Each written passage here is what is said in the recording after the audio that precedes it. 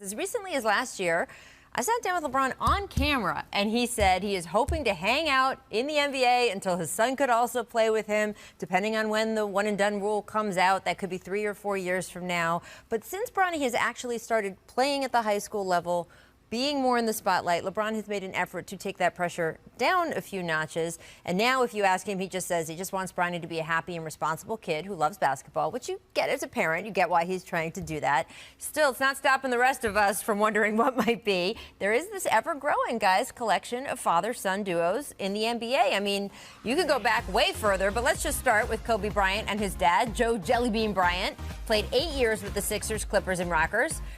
Kobe, did he play in the league? Oh, yes, right. 18-time All-Star, 5-time champ, 2-time Finals MVP. Jimmy Walker was the #1 pick, 2-time All-Star. You might know his son, Jalen Rose, a member of Michigan's legendary Fab Five, scored more than 13,000 points, and, of course, our good friend and coworker here at ESPN. There was Del Curry finishing in the top 10 in three-point percentage 7 times. He's got 2 sons in the league, Seth and Steph. Steph, of course, finishing top 10 in three-point percentages 8 times. He's also won a couple rings there and 2 MVPs, plus many, many more. Clay and Michael, the Barrys, Bill and Luke Walton, the Bookers, the Hardaways. I could go on and on. I mean, this is like being a Kennedy. Right. Right. I mean, and I say royalty. I mean, the guy's nickname is King James, yes. Right? And no disrespect to any of the other players, NBA alums who are on that list. But this is the first time I can remember the progeny of a truly generational superstar. I mean, you mentioned it. One of LeBron's first public comments was, hey, I'm just waiting around for my son to make it to the NBA. So, you know, perhaps we can play against each other or together. And I just cannot imagine the level of pressure that Bronny endures. And I mean, the fact that he's well-adjusted is, in and of itself, given what celebrity culture and all that social media and who LeBron is culturally, is pretty astounding. I mean, one of the things that feels frankly uncomfortable if you're some of us in the media or watching these games is you see all of this on the kid and you realize this kid has on his shoulders his entire family, his entire community, his entire school and his teachers, sometimes coming from an area where there isn't much else going on or isn't much else around, and he's carrying everyone's hopes and dreams and financial security along with him, and it's all weighing on him. LeBron James Jr. is not carrying any of that, right? And I do think it's different.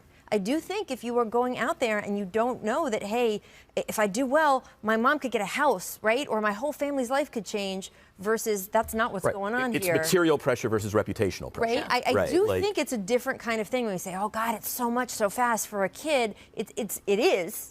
Definitely is. It's just different. And I think that's an important difference to remember when we're talking about all of this stuff.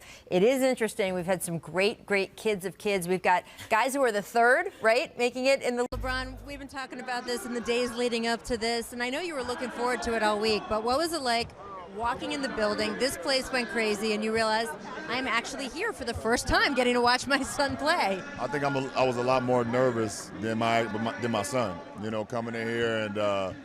you know, just being such a surreal moment, you know, for myself, for our family, for Bronny himself. It's pretty cool. And it's not just that you're getting to see him play for the first time. He is playing, of course, against your old high school, and you've stayed so connected to St. V's. You refurbished their gym. It's now named after you. You provided them with these arenas, with these uniforms that they're wearing against your son tonight. Is it strange cheering against them?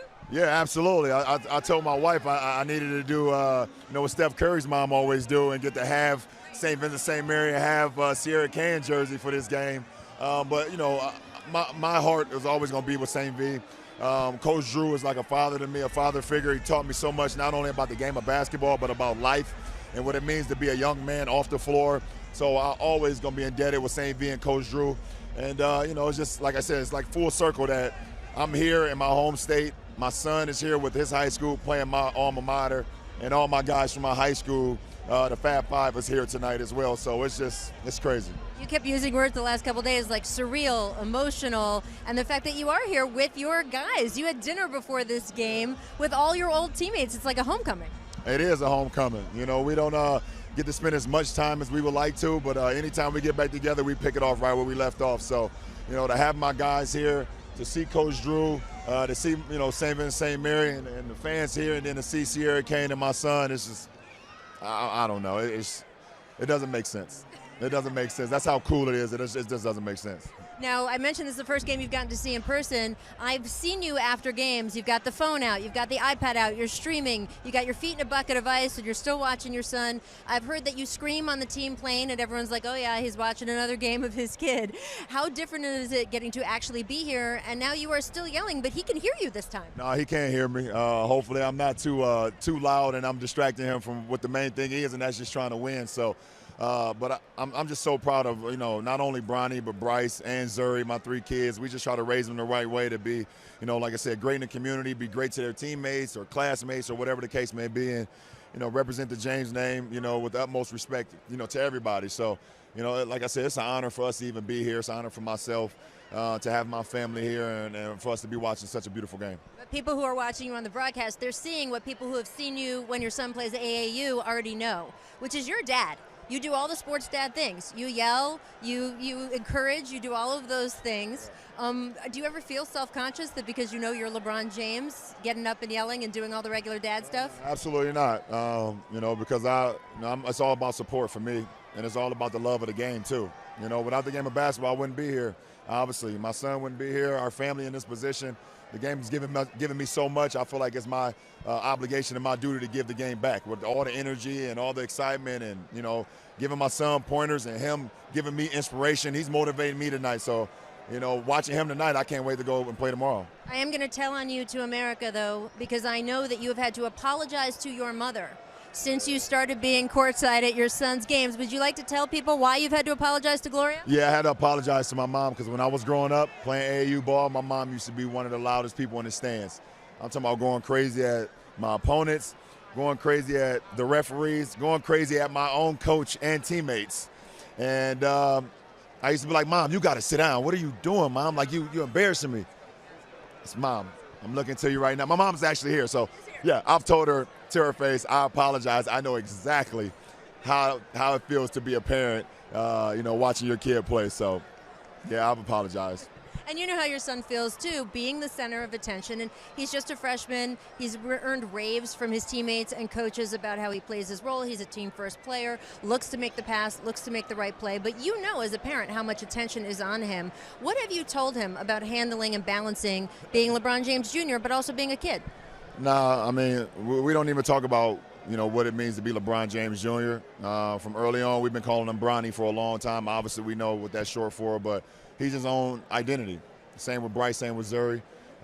It's our job in the household to prepare them for life and prepare them for when they walk outside our door to know what's coming or try to be prepared for. When he's playing the game of basketball, all we care about is how, I'll tell him every time before we go out and play hard, have fun, be a great teammate, and everything else take care of itself. So what we're most proud about is how, when parents come up to us and say how well mannered and how well spoken our kids are, that makes us ecstatic. And they say, Miss Bronny is so, he's so nice to my kid, our kids, and Bryce is so nice to our kids, and Zuri, she's so great. That's what makes us proud more than anything. The basketball court for Bronny and Bryce, the gymnastics for Zuri, that's extra credit, for us, but, it's definitely fun along the way. What are the things at this point in his career, because he's now in high school, it's much more big time, what does he ask you about the most? What kind of advice does he seek from you? You know what? If you got a teenage kid, they really don't ask for much. They don't really say much. You got to take it to them at this point. He's usually, back home playing Fortnite, listening to music, talking to his friends. So I just try to drop a few gems on him, on a weekly basis, either if I'm at home or if I'm on the road. Just continue to let him know how proud I am of him. Make sure that he always look out for his little brother and his little sister because they're looking up to him, and that's what's most important. So, but you got to go to them in their teenage years. I figured out you got to go to them if you want to give them some knowledge. There's kids all over America thinking, well, if LeBron James was my dad, I'd be asking him basketball advice every day. But it doesn't work like that when it's your kid. It don't work like that when you're the dad. All right, well, good luck in the second half. I know you were not able to sit down for most of the second quarter, so good luck to Savannah keeping you in your seat. No, I got to try to relax because I'm losing my voice.